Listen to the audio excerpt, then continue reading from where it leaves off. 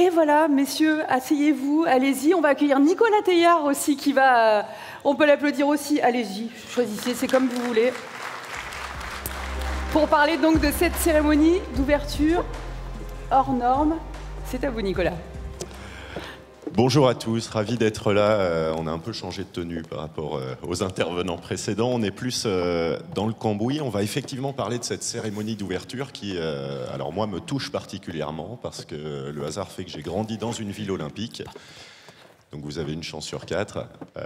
J'ai grandi à Grenoble en allant jouer au parc quand j'étais enfant, à côté d'une vasque olympique, celle de 68, qui était restée posée là. Et ça veut dire aussi qu'un soir de février 92, moi j'étais enfant, j'ai eu la chance de voir passer la flamme. Et c'était la veille de la cérémonie d'ouverture des Jeux Olympiques d'Albertville. Et c'est doublement important parce que moi ça m'a fait, je pense, quelque chose comme une vocation, de voir ce moment magique d'une flamme qui passe dans sa ville à la veille des Jeux. Et aussi parce que la cérémonie de 92 aux Jeux Olympiques d'hiver d'Albertville, elle a marqué une révolution, parce qu'un monsieur qui s'appelle Philippe Decoufflet a fait entrer l'art, la danse au milieu des sportifs pour cette cérémonie d'ouverture, et que les cérémonies qui ont suivi ne pouvaient plus être les mêmes.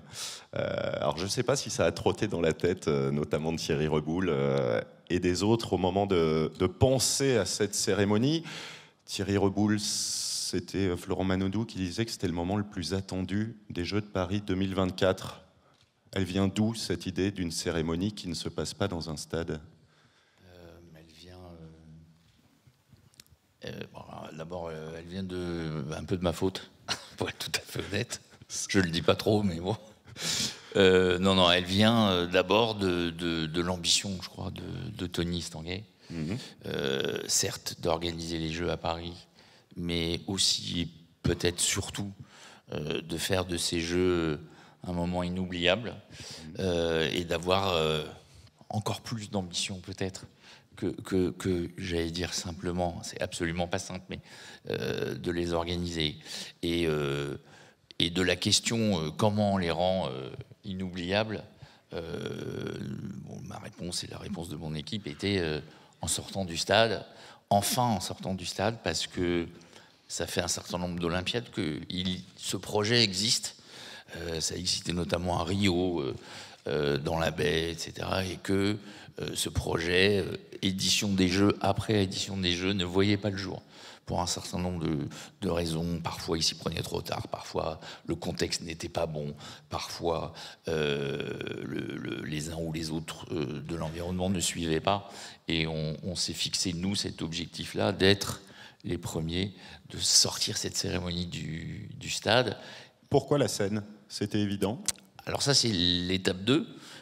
Quand on décide d'essayer de la sortir du stade, tout le monde se dit, bon, on va aller sur les Champs-Élysées. Et quand on veut marquer encore une fois ces éditions des Jeux, on se dit non, il faut aller plus loin que ça. Il faut essayer d'aller encore plus dans une forme de rupture. On essaye de réfléchir au projet des Jeux. On voit que la scène est le fil conducteur de ce projet, parce qu'elle relie la Seine-Saint-Denis et Paris, parce qu'elle est au cœur de ces Jeux dans la ville et d'un certain nombre de raisons de ce type-là, parce qu'elle est au centre de la vie des Parisiens depuis un certain nombre d'années. Et on se dit, mais voilà, puis un jour, on passe devant, c'est vraiment comme ça que ça s'est passé. Et on se dit, mais bien sûr que c'est là, forcément c'est là, ça doit être là. Serge Boulanger, dès que Thierry Reboul fait un rêve, vous faites un cauchemar. C'est un peu comme ça que ça marche. À chaque fois qu'il se dit je vais sortir du stade, vous dites mais qu'est-ce qui se passe, il est fou? Je l'appelle tous les matins pour savoir de quoi il a rêvé la nuit.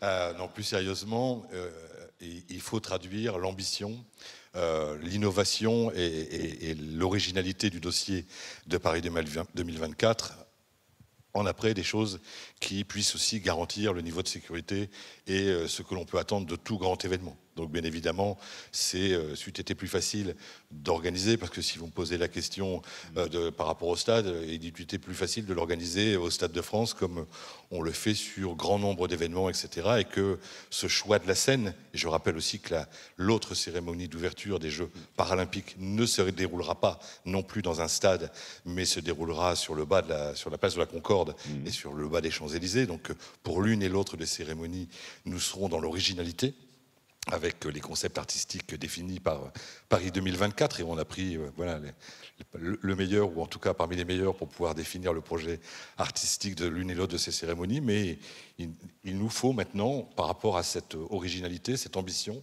qui est portée pour cette cérémonie d'ouverture du 26 juillet, la traduire en quelque chose qui puisse répondre aussi aux autres exigences d'événements populaires, de permettre au maximum de personnes. Le stade serait été 80 000 personnes. On sait que sur la cérémonie, sur la scène, ce sera plusieurs centaines de milliers de personnes qui pourront participer, payants ou gratuits, à la cérémonie. Ça, c'est la version officielle. Là, on est entre nous. Le jour où ils vous disent on va faire ça sur la scène, vous réagissez comment ? Alors, je n'étais pas là, donc je n'ai pas pu avoir la première réaction. Mais bien évidemment, c'est une difficulté supplémentaire par rapport à un grand événement qui va accueillir plus de 10 000 athlètes et des millions de spectateurs. C'est forcément plus dur. Donc, ce n'est pas ce dont on aurait rêvé sur le plan. Mais à partir du moment où il y a eu une ambition et une décision que je qualifie de politique, avec un grand P majuscule, eh bien, il nous appartient de travailler ensemble. Et c'est ce que je retiens de ces 15 derniers mois. C'est le comment ensemble, avec les collectivités locales, la mairie de Paris, le conseil régional à mes côtés, Paris 2024, les services de l'État, tous mobilisés. Comment on peut traduire ce rêve de Thierry en réalité dans un peu plus de 300 jours ? Alors justement, la double casquette, Frédéric Pechnard, à la fois la sécurité d'un côté, à la fois tous les franciliens que vous représentez, qui ont envie de participer à cette cérémonie, qui vont pour certains la vivre sur les bords de Seine, pour d'autres à la télévision. Comment est-ce que vous abordez ça, vous ? Déjà, je suis bien content de ne pas être à la place de Serge.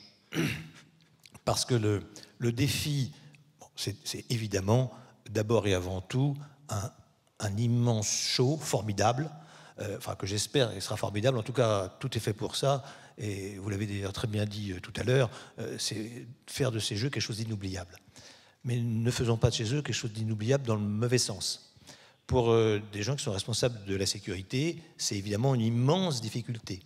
Et il ne faut pas se le cacher. D'ailleurs, je pense que personne ne se le cache. Il y aura forcément une empreinte sécuritaire extrêmement importante. Voilà. On attend plus ou moins 500 000 personnes. C'est un mouvement de foule qui est très important. Au niveau de la région, on est partenaire, partenaire de l'État, partenaire du COJO. Par exemple, vous savez que la présidente de la région est aussi présidente d'Île-de-France Mobilité, donc c'est l'autorité organisatrice des transports. Comme ça sera pratiquement impossible de rouler en voiture, eh bien, il faudra que les gens puissent venir exclusivement par les transports en commun. Donc c'est notre premier défi à nous, la région, et dans des conditions de sécurité satisfaisantes, naturellement. Et puis, qui dit sécurité dit bien sûr énormément de policiers et de gendarmes qu'il va falloir. Il y a un défi logistique. On pense souvent aux athlètes, on ne pense pas forcément aux 45 000 policiers et gendarmes qui vont être mobilisés pour la cérémonie d'ouverture. Il faut les loger, il faut les nourrir. Bon, la région, par exemple, a ouvert tous nos internats dans les lycées, qui à cette époque-là seront fermés pour pouvoir accueillir les policiers et les gendarmes. Mais on voit bien que une fois qu'on passe sur la beauté, qu'on a une vision sécuritaire des choses, et je suis navré de revenir à ça, mais c'est quelque chose d'important, c'est à ciel ouvert, c'est 6 km de part et d'autre, c'est des centaines d'immeubles à sécuriser, c'est des risques terroristes, des risques de mouvements de foule, ce sont des risques aussi sociaux. On ne sait pas ce qui peut se passer en termes de grève, en termes de violence. Donc il y a un défi sécuritaire. Alors je fais toute confiance à la préfecture de police, au ministre de l'Intérieur et à Serge Boulanger, que je connais bien et avec qui j'ai eu le plaisir de travailler. Donc la bonne nouvelle, c'est qu'on a quand même une équipe de vrais professionnels qui vont s'occuper de la sécurité au niveau de la préfecture de police. Mais c'est vrai que j'imagine que le préfet de police et tous ceux qui s'occuperont de sécurité seront soulagés quand tout se sera bien passé, ce que je souhaite évidemment de tout mon cœur, le soir de la cérémonie d'ouverture. Est-ce qu'il y a des événements de taille comparable qui vous viennent à l'esprit en termes d'organisation, de gestion des foules ? Silence éloquent. Non. Non. Vous avez fait fort, Thierry Reboul. C'est le plus gros défi pour tout le monde. Comment est-ce qu'on fait pour que tous ces aspects-là, toutes ces difficultés, elles soient invisibles le soir de la cérémonie, parce que c'est, j'imagine, le côté festif qui doit l'emporter? À part beaucoup y travailler, il n'y a pas vraiment d'autres recettes. Pour le coup, pour revenir sur le sujet et essayer aussi de parler un peu de ce que ça peut apporter et pas uniquement des contraintes, on travaille beaucoup. Enfin, toutes nos équipes se voient en permanence depuis longtemps pour que on travaille ensemble à un dispositif sécuritaire, effectivement, qui est d'une complexité comme cette cérémonie elle-même. L'ensemble des sujets sont complexes. Mais on part rarement, quand on réfléchit à un événement comme ça, on part rarement au départ de la contrainte. Sinon, on ne le fait pas. Et moi, je pense qu'il faut qu'on parle aussi un peu plus de l'envie, du plaisir, de l'ambition. Enfin, en tout cas, on part de ça. Et effectivement, on regarde ensemble, et c'est ce qu'on a fait, si c'est possible. La réponse a été donnée, et à quelles conditions. Et ça, c'est valable pour la sécurité, c'est effectivement valable pour la logistique. J'en parle pas beaucoup, mais la moitié de mon équipe construit un stade de 12 km, 2 fois 6 km, avec le même nombre d'entrées de secours, de tout ce que vous voulez, qu'un stade. Je pense que le plan définitif du stade, il est pas petit. Voilà, il est absolument blindé de complexité. Combien de gens maintenant travaillent? voilà, il y a cette ambition incroyable au début, dont je crois tout le monde parle. C'est important, vous le disiez, une cérémonie d'ouverture dans tous les jeux, c'est clair. C'est vrai que celle de Paris aujourd'hui, voilà, quoi, elle est encore peut-être dans une dimension supplémentaire. Combien de gens qui travaillent? Parce qu'on a parlé des 500 000 personnes qui seront le long des quais de la Seine, le long des berges, des policiers, des gendarmes. Mais vous êtes combien à travailler sur cette cérémonie et combien d'acteurs seront présents ce soir-là à Paris? Si on essaye d'agiter quelques chiffres sans se faire peur, mais l'équipe d'organisation pure et dure qui est d'un modèle plutôt externalisé avec des agences de production qui d'ailleurs se sont mis ensemble pour répondre à ce sujet-là. Aujourd'hui, on est sur l'organisation pure à peu près 200. Donc c'est une équipe assez conséquente. Le jour J, l'équipe d'organisation, selon le périmètre qu'on lui donne, et si on y rajoute la sécurité privée, alors c'est une équipe entre 6 et 8 000 personnes. Si on rajoute le casting, aujourd'hui on parle de plus ou moins 2000 danseurs. Voilà, on peut ensuite additionner ces éléments-là. Il faut se mettre au niveau d'un lieu, il faut se mettre au niveau de cette ambition-là, effectivement, et c'est ce qu'on essaye de faire. À quel point vous êtes prêts aujourd'hui, 300 jours avant?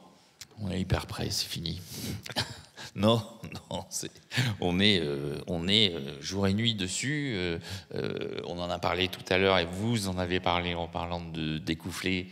On a, je crois, avec Thomas Joly, un digne successeur. Le metteur en scène de cette cérémonie. Directeur artistique de la cérémonie, des cérémonies.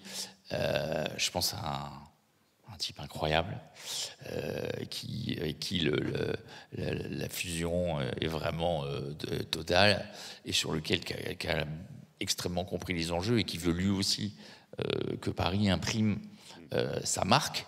Donc on partage tout vraiment, y compris l'ambition, pour faire de cette cérémonie un moment unique. Oui. Le public, Serge Boulanger, comment est-ce qu'il viendra? Comment est-ce qu'il pourra suivre cette cérémonie? Il pourra se mettre à quel endroit? Pour faire le lien entre ce que Thierry et Frédéric Pechnard ont dit, entre l'ambition artistique et le contexte qu'a rappelé Frédéric Pechnard avec son cursus, la menace terroriste, le contexte social, etc., il est évident que cet événement est assorti d'un certain nombre de contraintes et d'exigences. Et c'est à ce titre-là que l'État a imposé le principe de la billetterie sur les quais hauts le principe du titre d'accès. Quand bien même c'est un événement gratuit sur la partie Keio, l'État a imposé le principe de l'inscription préalable et la délivrance d'un titre d'accès. Tout simplement parce qu'on a l'enjeu du terrorisme, mais on a aussi l'enjeu des mouvements de foule. Rappelons-nous Séoul, il y a malheureusement quelques mois, avec un mouvement de foule qui a entraîné de nombreuses victimes. Nous ne pouvions pas nous permettre de prendre ce risque du public, puisque c'était l'idée de départ, d'un public qui aurait pu, depuis le pont d'Austerlitz, rejoindre progressivement la Tour Eiffel pour suivre la parade ou suivre tout particulièrement un des bateaux, et générant ainsi des dizaines ou des centaines de milliers de personnes qui se regrouperaient dans un endroit. Nous sommes dans un site contraint. C'est un site, c'est la ville de Paris, qui a une histoire, qui a un nombre de rues, des larges rues, des petites ruelles, etc. Et nous sommes obligés de tenir compte de cette configuration urbaine. Nous la prenons comme contrainte. Et à partir de là, nous avons fait travailler nos experts, la brigade des sapeurs-pompiers de Paris, les architectes de sécurité, le laboratoire central de la préfecture de police, pour pouvoir définir espace par espace, de chaque pont à chaque pont, ce que nous pouvions accepter en termes de population, de public, qui soit compatible avec les conditions d'accès, mais surtout les conditions d'évacuation. Et c'est ce travail qui est maintenant finalisé, qui va nous permettre de pouvoir définir précisément, dans les semaines à venir, le nombre de personnes exactes qui pourront participer à cet événement sur les Keio. Du monde le long de la Seine, du monde sur la Seine aussi. C'est un défi, du monde ça. sur la Seine, il y a une répartition des compétences entre le préfet de région et le préfet de police, mais il y a bien évidemment aussi des dispositifs de sécurisation nautique sous l'autorité du préfet de police, la brigade des sapeurs-pompiers. Il y aura bien évidemment la brigade fluviale qui travaille chaque jour de l'année, et nous aurons aussi toute une série de moyens spécialisés dans lesquels je ne rentrerai pas dans le détail. Volonté de jeu populaire, Frédéric Pechnard. Comment est-ce qu'on fait pour que toute l'Île-de-France se sente aussi investie, sente que cette cérémonie, c'est aussi sa cérémonie quand on habite à 10, 20, 30 km de Paris? D'abord, par définition, les Jeux Olympiques, c'est quelque chose d'extrêmement populaire. Tout le monde ne pourra pas assister en direct, mais par contre, il y aura des fan zones. Dans Paris, il y a une vingtaine de sites qui ont été déjà dans chaque arrondissement identifiés, un ou deux par arrondissement. Autour de Paris également, ça sera le cas, ça sera les mairies qui vont décider de ça. Et donc, il y a ceux qui seront les mieux placés, ceux qui sont sur les quais bas avec les places payantes, ceux qui seront un peu moins bien placés, ceux qui seront dehors, qui ne seront pas chez eux, qui ne verront pas directement, mais qui verront sur les écrans géants avec probablement une ambiance assez forte. Et puis enfin, ceux qui ne peuvent pas se déplacer pour X raisons et qui regarderont ça à la télévision. Mais les Jeux Olympiques en soi, c'est quelque chose d'exceptionnel. Cette cérémonie d'ouverture sera incontestablement quelque chose d'exceptionnel, ce qui fait que j'imagine qu'on devrait avoir un nombre record de spectateurs et de téléspectateurs, voilà. Ce qui d'ailleurs induit la difficulté, parce que ça induit forcément une attirance pour un certain nombre de personnes qui voudraient se faire une publicité violente ou non violente, et donc pèse sur les problèmes de sécurité. Voilà. Et évidemment, il faut que ça se passe bien en termes de sécurité pour que ce soit une réussite. Voilà, il est clair que si vous avez un mouvement de foule, des gens qui tombent à l'eau, un attentat terroriste, etc., la cérémonie sera gâchée. Donc l'importance de la sécurité est absolument fondamentale. Pourquoi ? Pas en soi, mais pour la réussite de cette cérémonie exceptionnelle. 500 000 personnes qui assistent à cette cérémonie directement, des centaines de millions, peut-être des milliards qui seront devant leur télé. Comment est-ce qu'on fait une cérémonie qu'on puisse voir à la fois en direct, en étant présent, et qu'on peut aussi regarder pour qui elle est faite? C'est un peu la partie un peu schizophrénique du sujet. Effectivement, des centaines de milliers de spectateurs, c'est un chiffre extrêmement important. 1,5 milliard, c'est à peu près l'estimation de téléspectateurs. Je ne vous dis pas que c'est assez important aussi, c'est bien évidemment colossal. Donc il faut être capable d'avoir une écriture qui permet de satisfaire les deux types de population. Et dans un lieu aussi atypique que celui-là, l'idée c'est d'être capable d'offrir à chacun un morceau non négligeable de cette cérémonie. On n'a pas cette convergence du regard dont parlent souvent les artistes qui existent dans un stade, donc c'est forcément atypique. Donc du coup, vous savez, on va installer déjà toute une série d'écrans géants le long de la scène qui vont permettre à chacun, qu'on soit sur les kebas ou les kéos, de suivre cette cérémonie. Tout le monde va bien évidemment voir les délégations. Et aujourd'hui, dans la conception même de ce spectacle, chacun verra quelque chose, verra un spectacle. En fait, on est en train, parce qu'on ne pouvait pas s'arrêter uniquement à sortir du stade, on s'est dit, ne nous arrêtons pas en si bon chemin. Et en fait, on est parti pour mélanger l'ensemble des éléments qui constituent une cérémonie. Donc les délégations passeront dans le spectacle. Et ça va donner quelque chose d'assez étonnant. Bon, les difficultés, du coup, un peu supplémentaires, sera comment on filme ça. On a eu premier plan de caméra avant-hier. On est pour le moment à peu près sur 130 caméras qui vont filmer cet événement hors norme. Voilà, tout est hors norme. Et y compris artistiquement, on va mélanger l'ensemble des éléments pour en faire quelque chose d'exceptionnel, j'espère. Il y a de l'ambition en permanence dans ce que vous dites, et il y a l'envie de pousser les limites, d'aller plus loin. À quel moment on se dit, là on ne pourra pas aller plus loin? Déjà, j'ai des chefs, hein, donc de temps en temps ils m'arrêtent. Donc ça c'est le premier élément. Et puis honnêtement, j'essaye de faire passer cet enthousiasme et cette ambition, mais on travaille tous ensemble au quotidien. Serge le sait, on essaye d'être extrêmement aussi humble et responsable par rapport à ce qu'on est en train de faire. C'est bien évidemment quelque chose, comme vous le dites dans votre titre, comme tout le monde le dit, comme on le répète, c'est hors norme, donc c'est aussi une responsabilité hors norme. Vous avez dit premier test caméra avant-hier. Premier plan de caméra. Premier plan de caméra. Ça nous amène à une question qui paraît presque impossible. Comment est-ce qu'on fait des répétitions le long de la scène? Alors c'est un des sujets pas simples de ça. En général, c'est à l'abri des regards. Toutes les cérémonies, ça s'est passé très loin des caméras et très loin des regards. Alors traditionnellement, les répétitions d'une cérémonie, quelle qu'elle soit d'ailleurs, mais donc bien évidemment d'une cérémonie d'ouverture, ça se fait à l'abri des regards. Nos prédécesseurs souvent ont construit des répliques des stades qui étaient complètement sécurisées. Nous, ça va être compliqué. Donc on va être d'une discrétion relative. Donc la problématique de la répétition, il faut la prendre complètement autrement. Et en fait, ce qu'on se dit aujourd'hui, c'est que bien évidemment, ce qu'on va pouvoir répéter à l'abri des regards, on le fera à l'abri des regards, puisqu'on veut réserver un maximum de surprises à ceux qui vont nous suivre. Et puis, ce qu'on ne peut pas cacher, alors sans doute on va s'en servir déjà, c'est un peu nos teasers de blockbuster.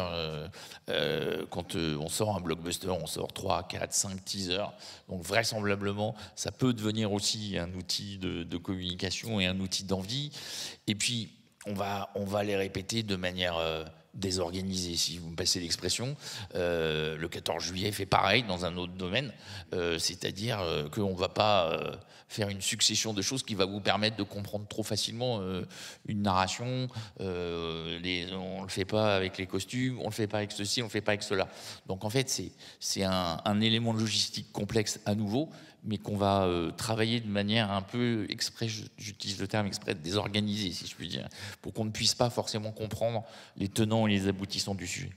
On va être désorganisé dans la préparation, Serge Boulanger. Non. Pas pour vous. Comment est-ce qu'on envisage aussi ces mois qui précèdent le grand jour? Le 26 juillet, tout doit être prêt, et en même temps, on ne peut pas faire une première cérémonie, une deuxième. Il n'y a pas de général. Alors, Thierry ne l'a pas dit, mais bien évidemment, on s'y prépare, parce qu'il faut qu'on soit sur tous les aspects prêts, et nous sommes dans le calendrier actuellement, hein. Vous posiez la question tout à l'heure, on est dans le calendrier. Si vous ne l'étiez pas, vous ne nous le diriez pas. S'il y avait un sujet, on le dirait maintenant et on corrigerait la copie. Nous sommes dans le calendrier. L'objectif est maintenant de converger tous ensemble selon les contraintes de chacun, les contraintes bien évidemment artistiques, les contraintes de sécurité, etc., etc. Nous serons au rendez-vous du 26 et nous avons déjà eu des phases de répétition. Le 17 juillet, nous avons eu une répétition partielle. Comme le dit Thierry, ça a été une répétition avec un bout de la cérémonie qui consiste à vérifier un bout, c'est-à-dire la manœuvrabilité des bateaux, l'enchaînement, le séquencement des bateaux, l'aspect sécurisation aussi, comment on accompagne les bateaux, la visibilité depuis les quais, etc., y compris pour nous sous un angle sécuritaire, comment on regarde, comment on approche nos dispositifs, etc., pour éviter les mouvements de foule, etc. Et donc l'enjeu du quotidien, c'est vraiment de pouvoir faire en sorte que ces enjeux de sécurité, ces enjeux artistiques, etc., convergent, et c'est le cas. Et nous aurons des répétitions encore, à chaque fois, comme le dit Thierry, ce sont des morceaux. Nous allons avoir une répétition qui va consister à tester comment on va faire débarquer nos athlètes aux abords de la Tour Eiffel, puisque ça va se faire en plusieurs sites. Donc on va avoir des morceaux de séquences. Je n'interviens pas dans le domaine culturel et artistique qui n'est pas le mien, mais sous les aspects de sécurité, comment on récupère les athlètes, comment on va les amener en sécurité dans l'espace Trocadéro, etc. Comment ça se concilie avec l'aspect d'arrivée des chefs d'État et des dignitaires, de la famille olympique. Tout ça, c'est des sujets sur lesquels nous travaillons. Et bien évidemment, il y a des répétitions sur le papier, et après, il y a du séquencement par petites étapes sur lesquelles nous travaillons ensemble selon un calendrier bien précis. On ne va pas faire de point route et de point circulation, Frédéric Pechnard, mais ça veut dire aussi une ville, une région qui va se transformer au fil des mois. Plus on va se rapprocher de fin juillet, plus Paris et plus sa couronne va aussi évoluer en termes de transport, en termes d'organisation. Bien sûr, ça, c'est pareil, c'est anticipé, mais ça va forcément être quelque chose de relativement compliqué. On voit déjà, avec la Coupe du Monde de rugby, les difficultés qu'on peut avoir avec la prise en charge de la place de la Concorde, qui sera d'ailleurs probablement fermée en grande partie pendant les Jeux Olympiques, mais le fait de fermer la place de la Concorde, évidemment, reporte la circulation ailleurs et provoque des embouteillages terribles. Il y aura également la fermeture de voies pour permettre... Et c'est à peine un dixième de ce que ce sera dans un an. Ah ben bien sûr, bien sûr. La première fois que j'ai rencontré Tony Estanguet, il m'a dit, il faut bien que tu comprennes un truc, c'est que c'est pas un championnat du monde, les Jeux Olympiques. C'est 14, 15, 20 championnats du monde, plus un G20, plus effectivement, quand on y réfléchit un petit peu, c'est quelque chose d'absolument fabuleux et énorme. Donc les problèmes de circulation sont assez importants, pas pour les athlètes, puisqu'il y aura des voies réservées sur le périphérique, sur les autoroutes, mais par contre pour les Parisiens et les Franciliens, ça sera probablement assez compliqué de circuler, en tout cas en voiture. Quelle population à Paris sur une quinzaine olympique ? À Paris, c'est 2 millions, les régions Île-de-France, c'est 12 millions d'habitants, avec probablement 1 ou 2 millions de personnes qui vont se déplacer chaque jour par les transports en commun, donc il faudra qu'on soit bien au rendez-vous des transports en commun pour que ça fonctionne parfaitement bien. Et de l'information aussi, l'idée de guider, d'accompagner le visiteur, parce que c'est une chose d'organiser, c'est une chose aussi d'accueillir, d'accompagner tous les gens qui vont venir pour essayer de profiter de ces jeux. Ça, est-ce que c'est une leçon aussi des organisations récentes, ou peut-être du point le plus important aussi, éviter des ennuis, c'est accompagner les gens avant ? Bien sûr, accompagner les gens avant. Il va y avoir énormément de personnes qui vont venir pour les Jeux Olympiques. Alors, ce sera probablement sur des périodes plus courtes que, par exemple, la Coupe du Monde de rugby. On a un certain nombre de touristes actuellement qui sont à Paris ou en région Île-de-France et qui viennent pour le mois. Et en fait, ils vont voir les matchs, mais en dehors des matchs, ils ont beaucoup de temps libre. Donc, il faut vraiment s'en occuper en termes de tourisme. A priori, pour les Jeux Olympiques, on sera plutôt sur des gens qui viendront peut-être moins longtemps, mais en tout cas, il y aura tellement de choses à voir que peut-être il y aura moins de tourisme sur la ville de Paris et sur la région Île-de-France. Thierry Reboul, est-ce que vous avez regardé la météo du 26 juillet 2024 ? Oui, c'est bon. Il fait beau ? Oui, c'est bon. Est-ce qu'il y a un plan B s'il pleut ? Le sacro-saint plan B. Oui, alors, comment dire ? Parce qu'un Barnum sur la Seine, c'est pas possible. Hein. Non, bien sûr, mais d'abord, je voudrais juste rappeler que la météo, ça existe aussi dans un stade, ou en tout cas sur la partie là où il y a l'expression artistique. Hein. Donc c'est pas non plus une bulle versus quelque chose de complètement ouvert. Ça, c'est le premier point. Le deuxième, c'est que bien évidemment, on travaille sur un tas de mesures qui vont nous permettre de compenser toute une série d'éléments, et ça fait partie d'un des gros travail que mène l'équipe en ce moment.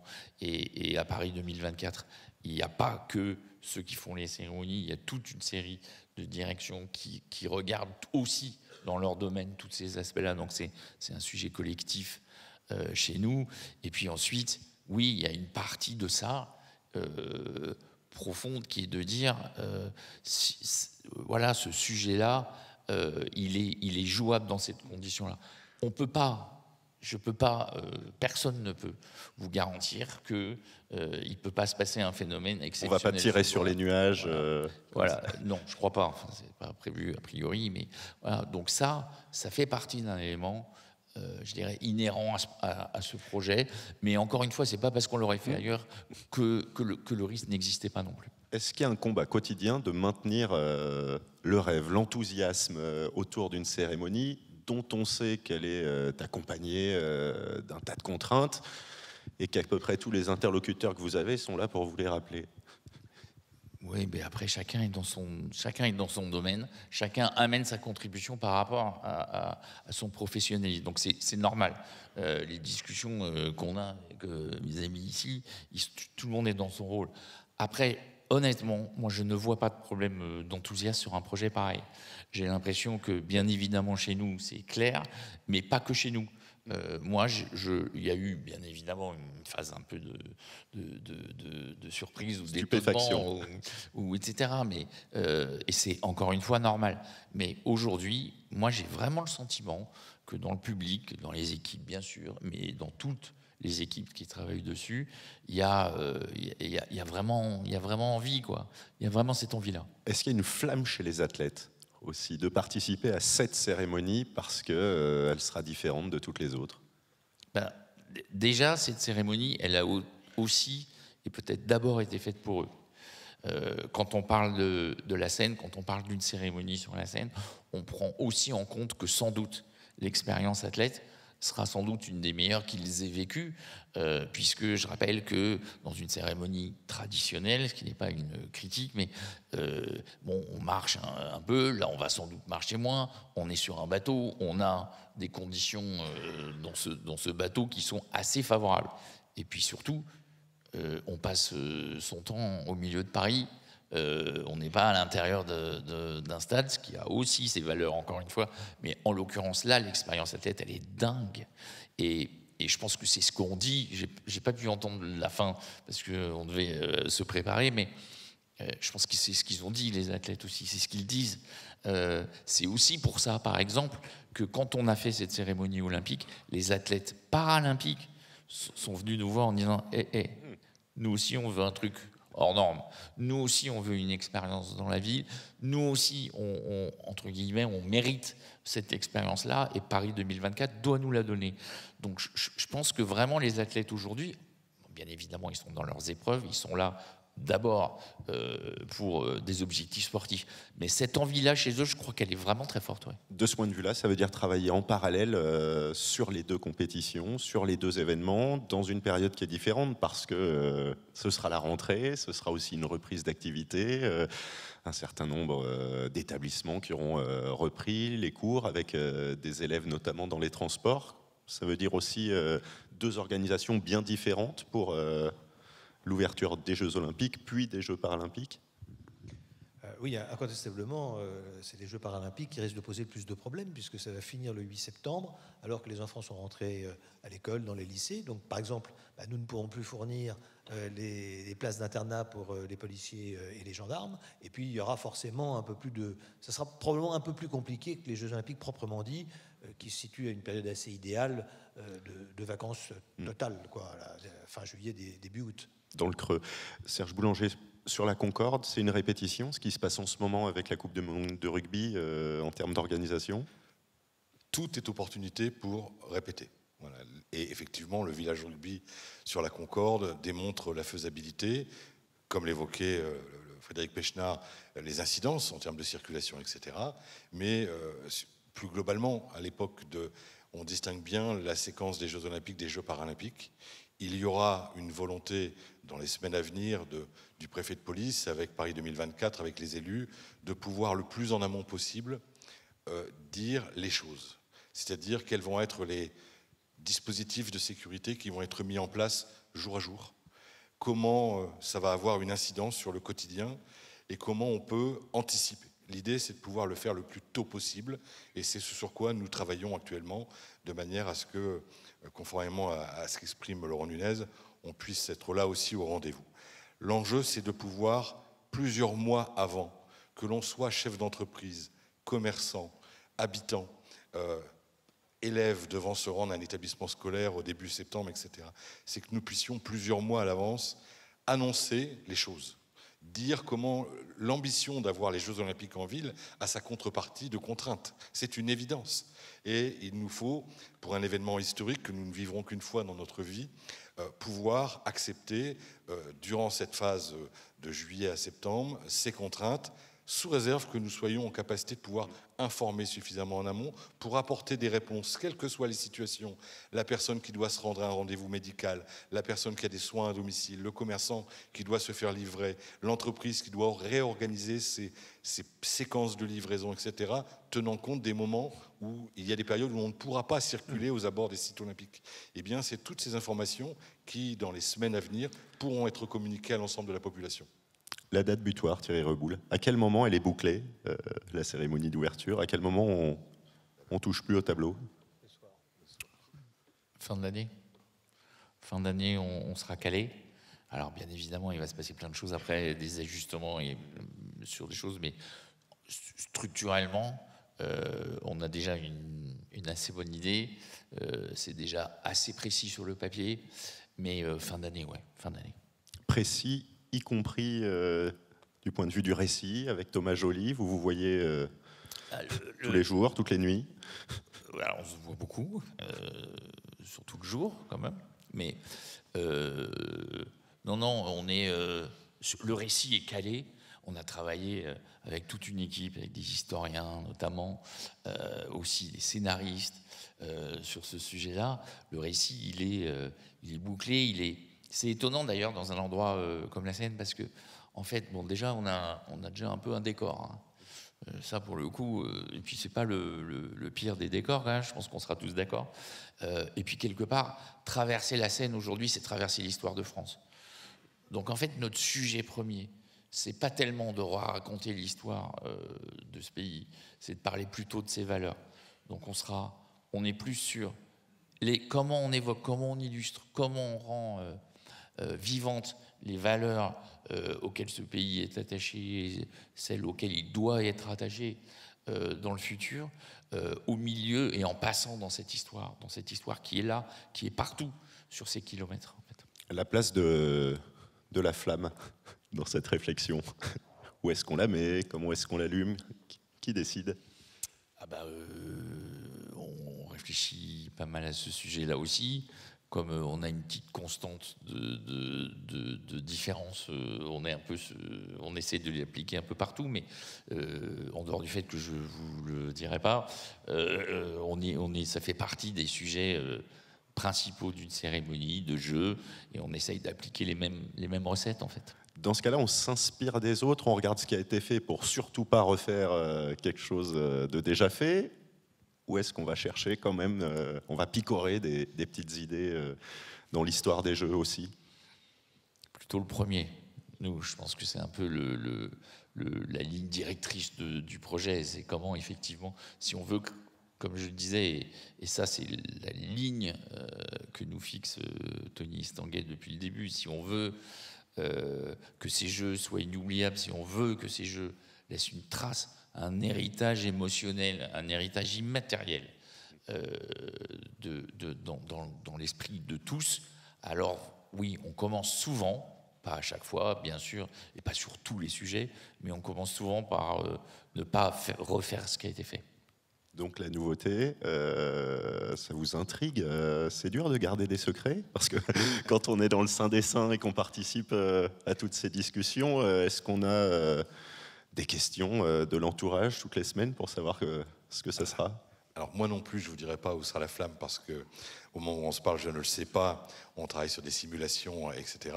Il n'en demeure qu'on est obligé de devoir se préparer et donc on envisage selon différentes hypothèses la réponse que l'on doit apporter pour assurer la sécurité de cette flamme, permettre qu'elle soit visible, etc. etc. Mais chaque évolution, et je confirme Il y a une recherche permanente d'originalité dans l'équipe de Paris 2024. Et donc on s'adapte, mais avec obligatoirement quand même, de manière beaucoup plus sérieuse, la contrainte de celle de la sécurité.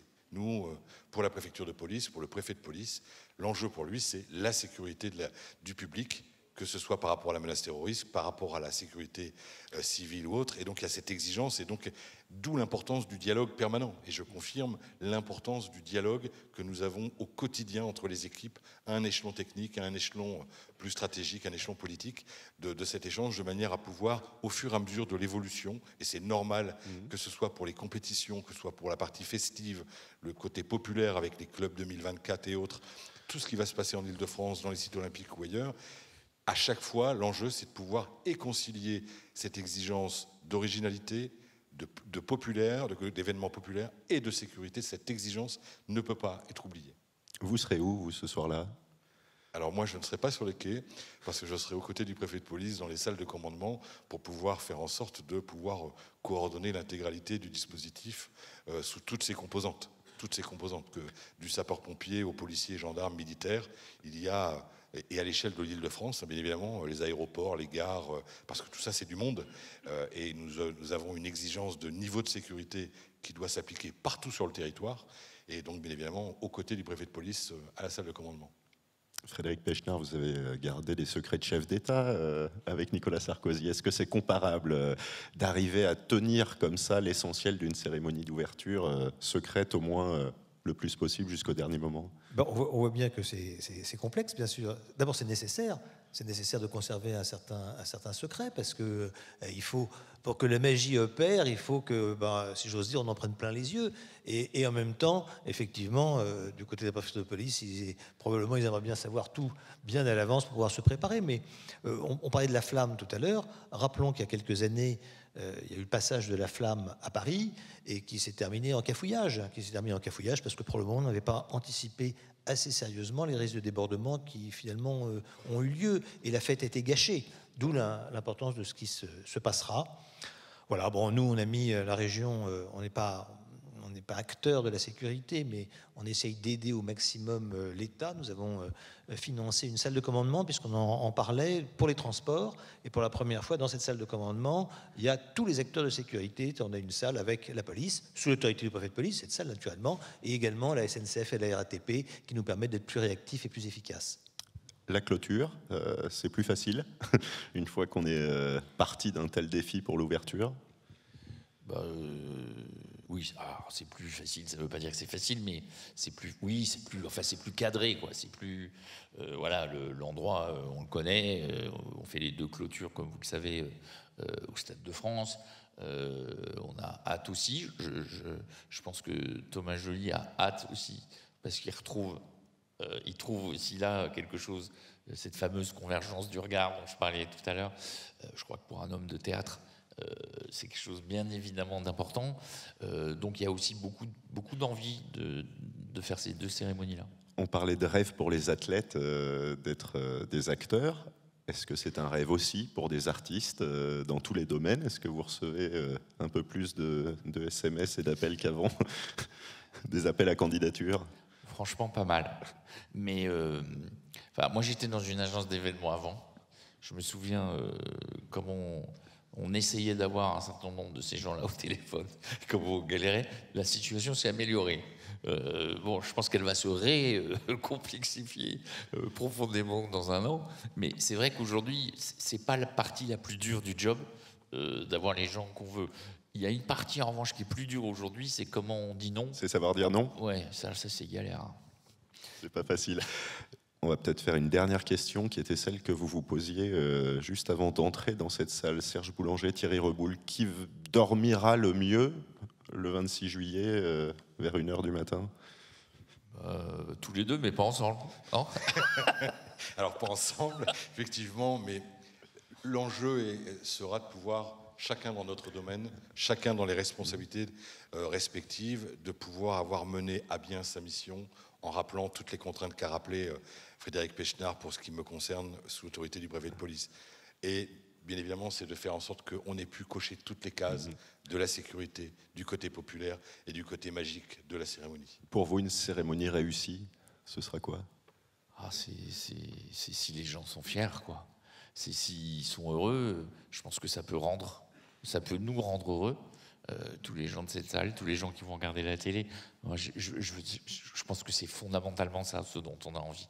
C'est qu'on soit fiers ça nous arrive quand même pas tous les jours sur tous les sujets, qu'on soit collectivement fiers de ce qu'on a fait et que le regard des autres soit bienveillant et puisse porter effectivement ce pays là où on a tous envie qu'il soit, je pense. C'est un petit bout, c'est pas bien évidemment fondamentalement des sujets essentiels de la vie, et je suis convaincu que ça peut contribuer.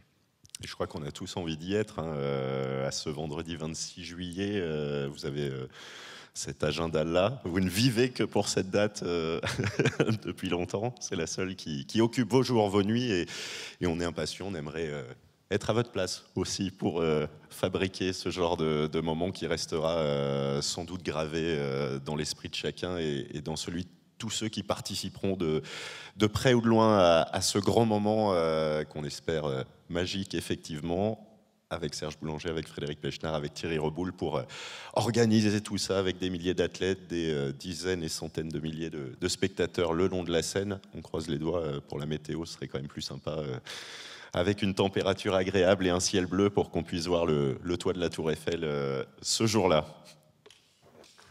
Merci.